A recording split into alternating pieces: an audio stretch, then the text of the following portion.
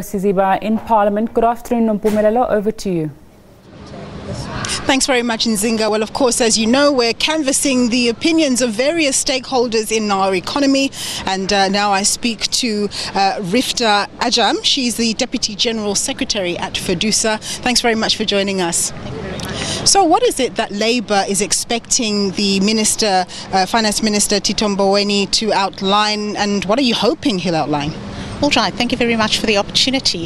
I think in his maiden budget speech today, Minister Mboweni needs to be quite progressive in terms of what can be done, but at the same time we realise that as a result of the tightness of the budget currently, there are not too many tricks that can be pulled out of the hat today. So essentially, without overcasting doubt on the Eskom saga, we need to ensure that we give a balanced approach to all the other aspects within the economy in order to stimulate economic growth. So over and above the Eskom issue, we are also looking at the announcements on the policy reforms on the other state-owned enterprises. In particular, here we are looking at PRASA, SAA, and also not to forget the ailing state of the road accident fund. So those are just a number of the issues that we are looking for, and also what we are hoping that the minister would outline is essentially the national response to the fourth industrial revolution. So those are just some of the key issues that we are looking at, in addition to the economic stimulus package that will outline the essentials in terms of your national health insurance as well as your other socioeconomic aspects. We know that there was that economic stimulus package of sorts that was announced at the midterm budget.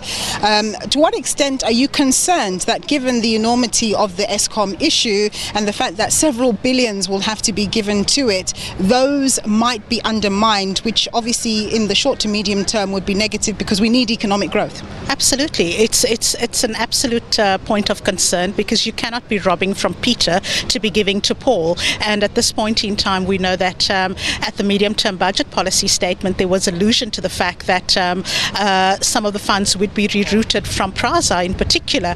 And we know that PRASA, as another state-owned entity that provides millions of services to our commuters on a daily basis, we cannot allow that to be rerouted in particular, because we need to ensure that there is economic growth at the same time, but that we are able to take a working population to where they need to be. So issues within PRASA in particular needs to be focused on the ailing infrastructure problems, the health and safety problems that mars the entity, and at the same time the High Court judgment that was handed down in terms of the safety requirements and Eskom's, PRASA's continued failure to deliver on those aspects, which essentially means that the railway safety regulator is forced not to issue the permit. So those are some of the challenging issues that we are looking at, and if we want to grow this economy, we have to unlock the potential on all avenues.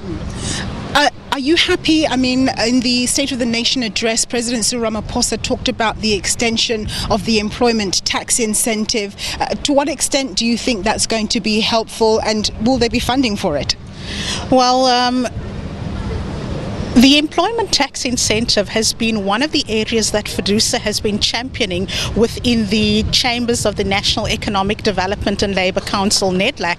And FEDUSA, not only on the onset when it was introduced 2-3 years ago, had championed for the fact that we should be using all opportunities and all vehicles to drive not only youth employment but employment overall. So we have embraced the extension of the 10-year period on the employment tax incentive, and the undertaking that has been given to us as social partners in the chamber is that we are going on a massive roadshow.